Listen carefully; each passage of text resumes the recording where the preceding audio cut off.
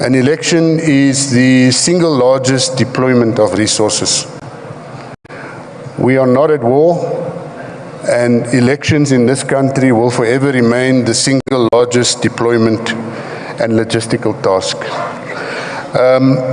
Do we feel that we are appreciated for this task? We feel that this is our responsibility to the nation, and we don't do it to receive appreciation and acknowledgement for what we do. What we do want at the end of the day is to see that our work is reflected in a peaceful transition from one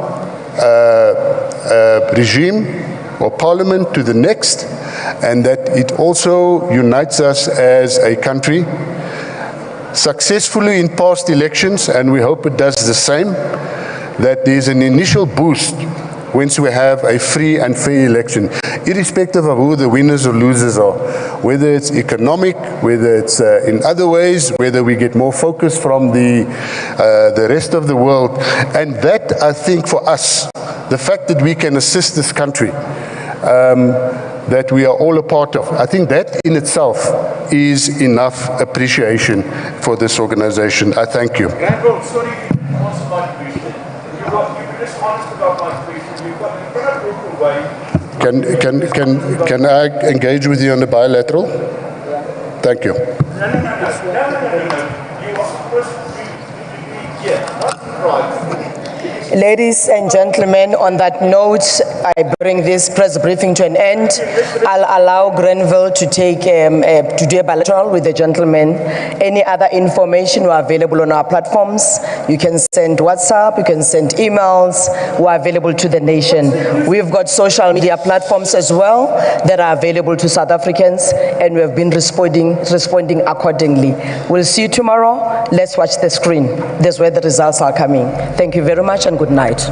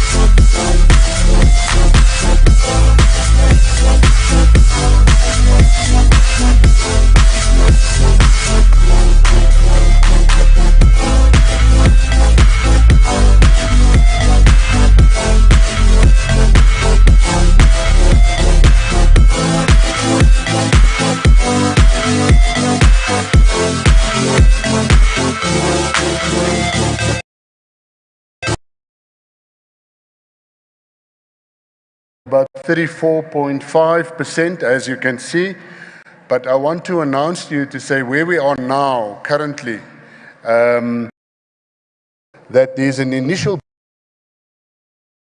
boost once we have a free and fair election, irrespective of who the winners or losers are, whether it's economic, whether it's in other ways.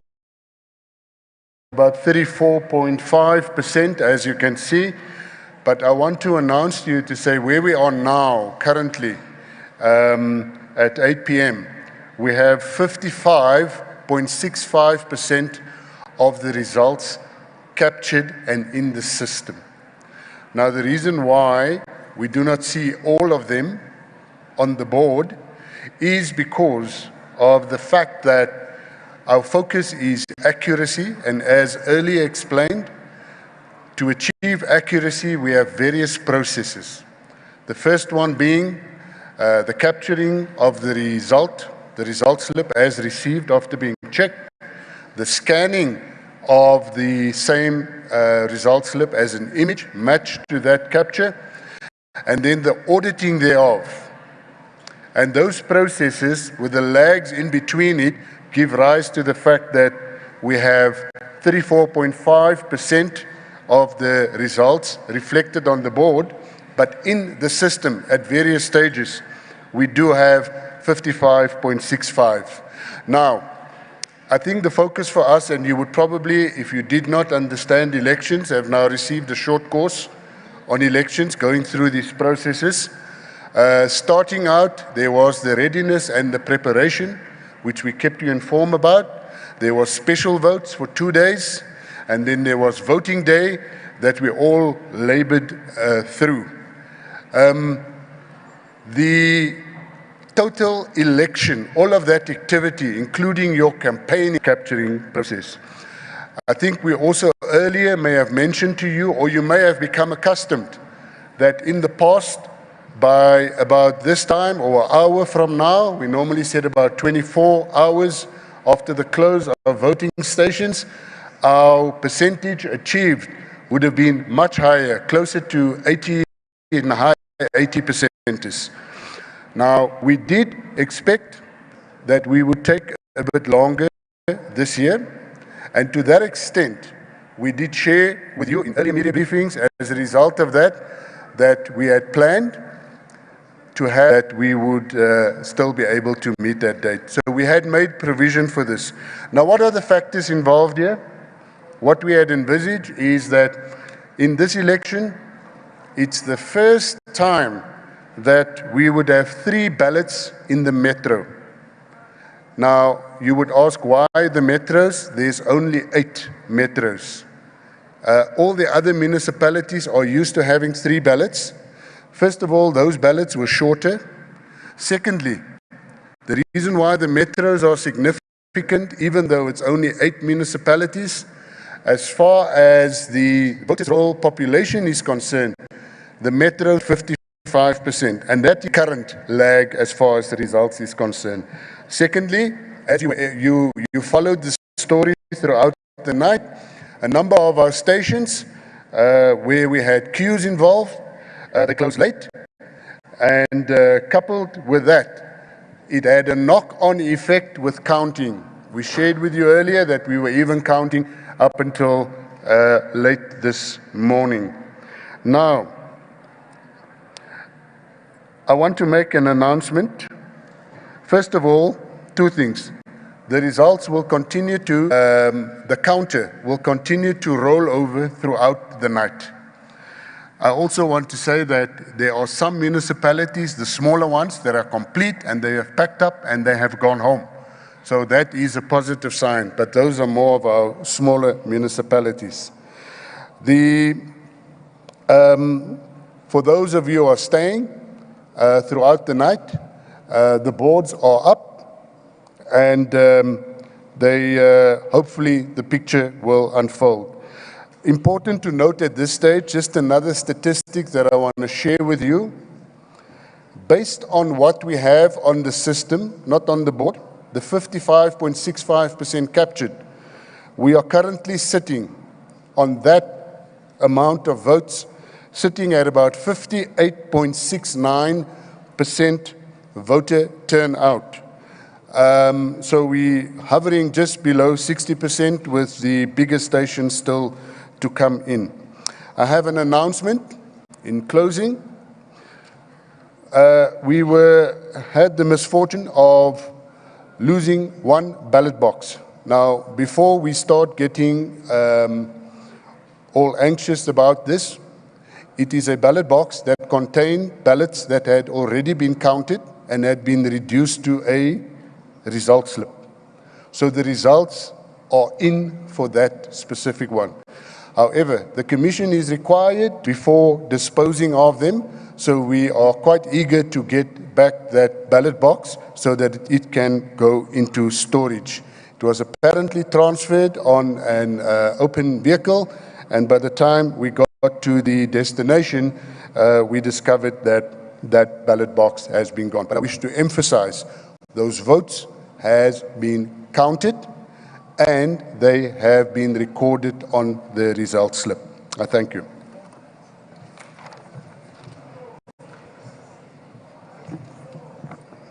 Thank you very much, Grenville. Thank you for the update. Indeed, the 55% is a beautiful sweetener. After a long day of watching the screen, I'm going to open the floor for questions. We're still counting. We're not staying here the whole night. We just popped in, update, and then we go back to count. I'm going to take only a few hands, then we're out of here. May I request those who've got the microphone, please? Let's start this side. There's a lady next to you. Thank you. Thanks very much. Rebecca Davis, Daily Maverick. Mr. Abrams, you've said now, that, and it says on the IEC website, that voter turnout is looking at about 58.7%. Yesterday we were told repeatedly by the IEC that we were looking at a record turnout, far surpassing 2019, which was 66%. So that is actually a pretty major decline in voter turnout. How do we explain that, and why did we have such a different impression of it yesterday? Thank you.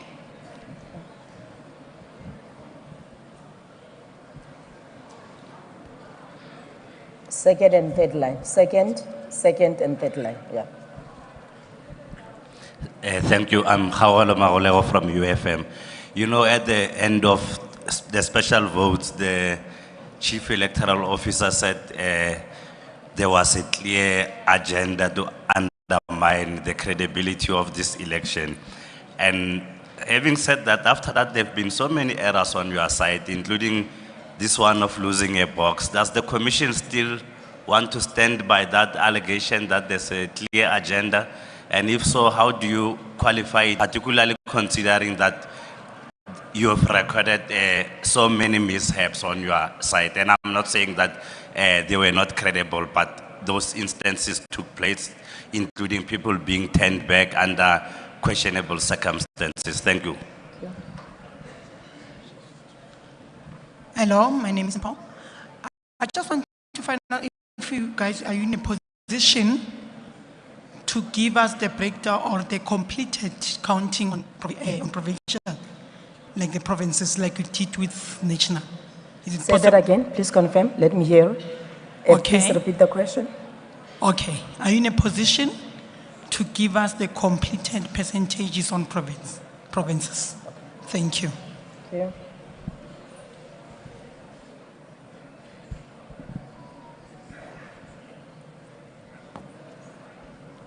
Good evening, Francis Luagamachate from Progressive Independent News Agency. Mr. Abrahams, are you in a position to disclose where was the lost ballot box coming from? And will you then say there was some negligence in handling the transportation of that lost ballot box, and what penalties are expected for the people that, or the employees or officials that were transporting such? Thank you. I'm going to take the last question before I allow Granville to respond. Are we covered? We're good. Okay, let's go, Granville. We'll take the last batch afterwards. Let's respond. Let's start with the last question first. Yes, indeed, and my sincere apologies. That we are trying to track is in Ward 14 in Umhlatuzi in KwaZulu-Natal. We are obviously all on our own initiative also trying to trace this. But let me just assure you, and I thought that when I address this, to find any election material lying around, immaterial of whether it means anything. So if it's even an IEC booklet or an empty ballot box or even a chair, and I've seen some of these things on social media, we find a piece of furniture, it's IEC branded, and then we seem to associate that with the election being compromised. I did emphasize that on this matter, the results, those votes in the ballot box, it was counted. It was recorded on the result slip. So the value is the results. Get that back and place it into storage. As far as negligence is concerned, we do not believe that is the case, but if indeed so, then obviously we would need to investigate further on this matter. How do we explain the decline? I am not aware, if it was mentioned, that we are looking at record turnout. In fact, 66 would not be the record turnout for a national provincial election. It would probably be more closer to 80%, as we had experienced in 1994 and 1999. So I don't think that we would have been under that misconception to make a statement that we would be receiving a record turnout. But how do we explain? I think I also gave an explanation in the figures to say that the 55%, and we need to think about this very carefully. The 55% is not 55% of the overall result. We don't know what the result is going to be until all the figures are captured. The 55%, or in this case, as you see on the board, 34.49, constitutes a percentage of voting districts. And the voting districts that are in are the ones that are smaller, that are closer, probably more rural. I think earlier when we showed you maps, we probably colored in the whole of the Karoo, we colored in the whole of the Northern Cape, except for the Uppington, Kimbling areas, because it's sparsely populated places and it's small numbers, which means counting goes faster, and it also means that capturing would be first in the queue. So it's still early days.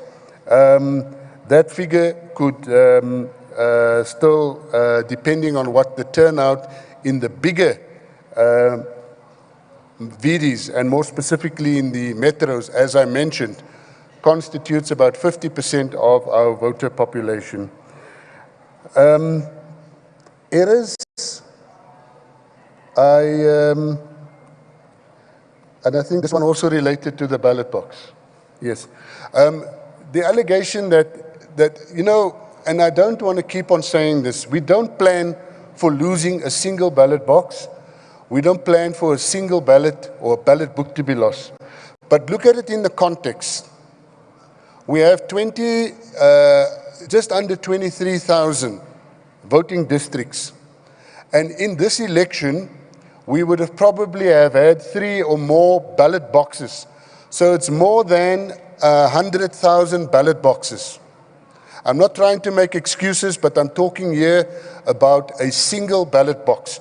And I don't think that under the circumstances that we could regard that as an error, given the fact that elections are never perfect, but we plan and we strive towards that.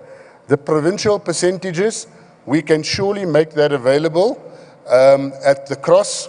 Someone can assist you and we can provide you the voter turnout as well as the capture percentage for each and every province. I thank you.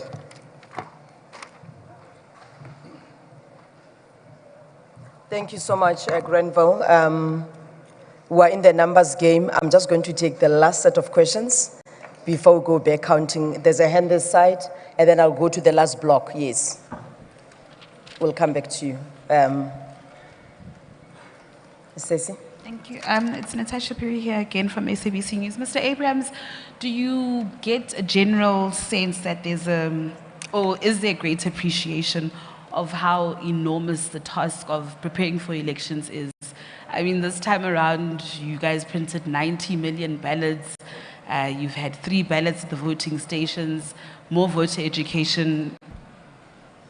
Thank you very much. Good evening. My name is Ngosikona Malinga from Power FM. I just wanted to know, are you presently still dealing with any disputes where the process is concerned at some voting stations and also the results? Thank you.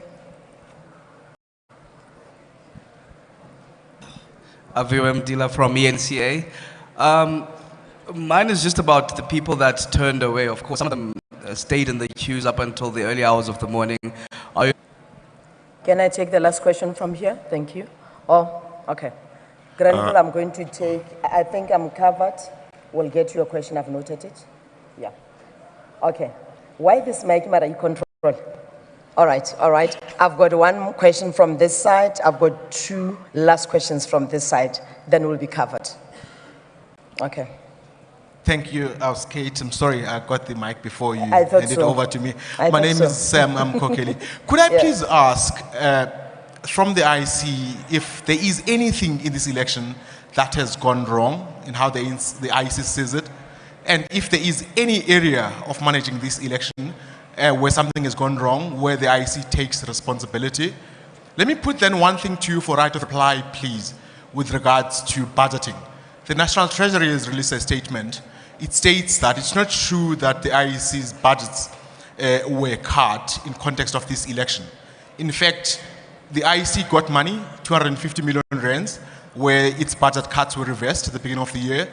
It also got to keep a whole lot of money, 1.5 billion rands, and furthermore, 350 million rands was made available to the IEC. In conversation, it was put to the IEC, if the question was asked if the IEC needed money for this election, and the IEC did not make any specific requests for further funding for this election. Could the IEC deal with that, please? Okay. I've got two hands from this side, and then we're done. Yeah. Salaino Makwiny here from Salam Media. My question also touches a bit on funding. On the ground, did you feel the impact of the budget cuts that the IEC has had to endure in this year's election? Pitso Malamane, Kaya News. In ensuring that there's no anxiety, are we in the position as the IEC to give assurance to South Africans when are we going to end or stop counting? When is counting coming to complete? Thank you. Okay. I'm taking the last round and then I'll be closing. Thank you.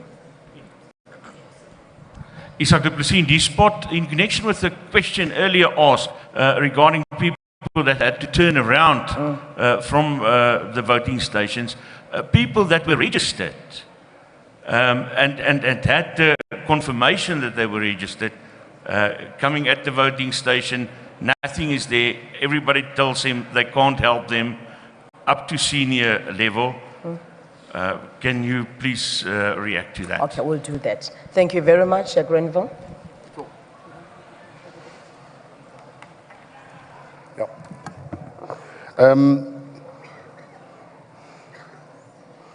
In no specific order, the issue of, with all due respect, a lot of these questions have been answered, but I will do it again. Perhaps those who have asked the questions weren't here. The issue of disputes and on the results and that, the Commission is objections. And the Commission will deal with these objections before the results are announced. And I think, to quote the Chairperson Muhepia, if you're basically asking us when are you going to deliver the judgment, all I can say it is will be before we will announce the results. They apply their minds. The Commission is constituted of 5 commissioners, and one of them has to be a judge. That deals with all of those objections, our legal advisors. And they have been extreme as if they're doing nothing. But you'll see them compiling piles and piles of files and walking over to the Commission. So that is happening in the backgrounds, and it will be dealt